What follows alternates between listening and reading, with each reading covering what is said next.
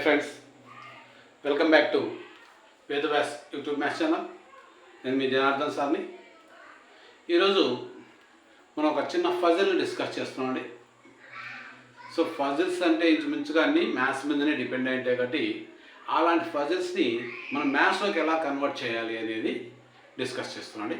So ఇక్కడ ఒక ఫజిల్ ఉంది చూడండి. ఆకాశంలో కొన్ని కొంగలు ఎగురుతున్నాయి. ఒక మనిషి వాటిని చూసి మీరు ఎంతమంది అని అడిగాడు.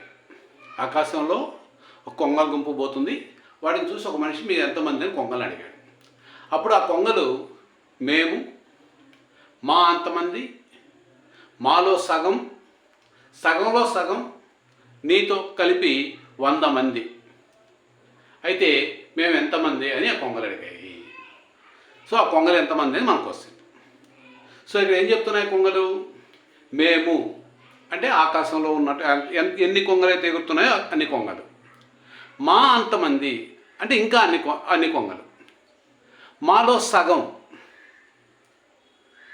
ఇంకా సగంలో సగం ప్లస్ నీతో కలిపి అన్నాం కాబట్టి అడుగుతున్నటువంటి మనిషి అది ఒకటి కలిపితే మొత్తం 100 మంది అన్నాం. సో ఇక్కడ మన మామూలుగా మ్యాథ్స్ని ఎలా యూజ్ చేసుకోవచ్చు?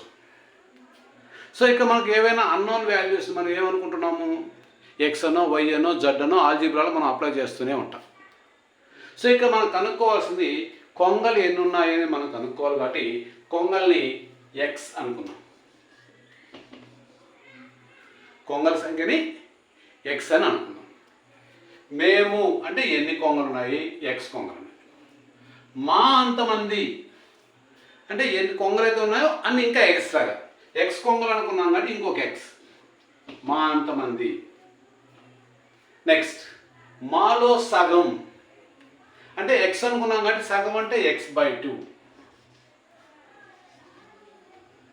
x/2. నెక్స్ట్ సగంలో సగం అంటే x/2లో సగం కాబట్టి ½ x/2.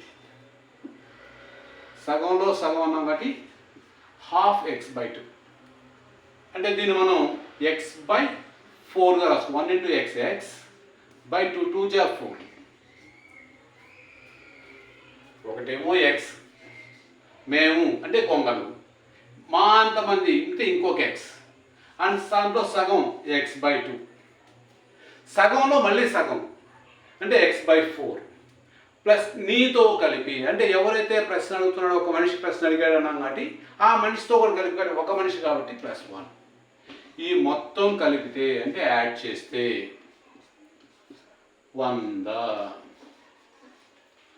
ఈ మొత్తం కలిపి 100.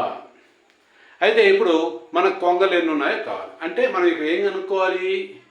కొంగల్ని ఎక్స్ అనుకున్నాం కాబట్టి ఎక్స్ వాల్యూ కనుక్కోవాలి. సో ఇక్కడ మనకు ఫ్రాక్షన్స్లో ఉన్నాయి కాబట్టి అన్నిటి బై 1 తీసుకుందాం. ఇది కాన్స్టెంట్ కాబట్టి కాన్స్టెంట్ నాపకు పంపించాను. సో ఇక్కడ వరకు మనం తీసుకుంటే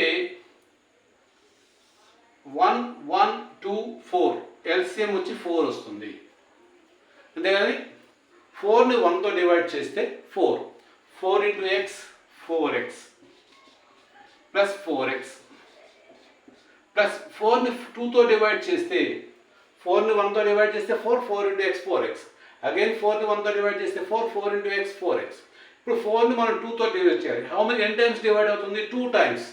2 × x 2x ప్లస్ 4ని 4తో డివైడ్ చేస్తే 1 ఎల్సిఎంని డినామినేటర్తో డివైడ్ చేస్తున్నాం. 4ని 4తో డివైడ్ చేస్తే 1 × x x is equal to 100. This 1 will be change that side -1 అంటే 99. So 4x + 4x 8x, 8x + 2x 10x, 10x + 1x 11x. So 11x is equal to 100 - 1 99 and this 4 will be changed this side into 4. So 99 into 4. Now x is equal to this 11 will be changed this side. So this 11 multiplying this side 11x 11 into x. So change that side, division by 11. 11 ones, 11 nines. 9 4 is 36. So x is equal to 36. x అంటే ఏమనుకున్నాం మనం? ఆకాశంలో ఉన్నటువంటి కొంగల సంఖ్య. So కొంగల సంఖ్య 36.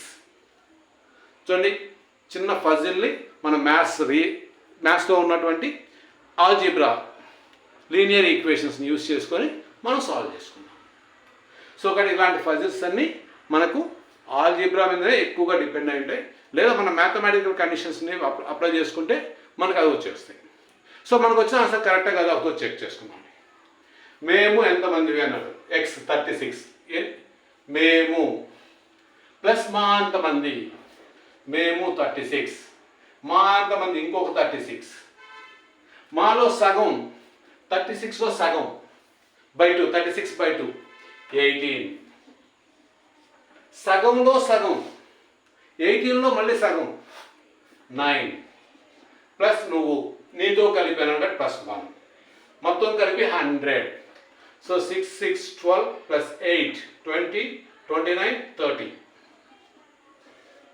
3 1 4 3 7 plus 3 100 10.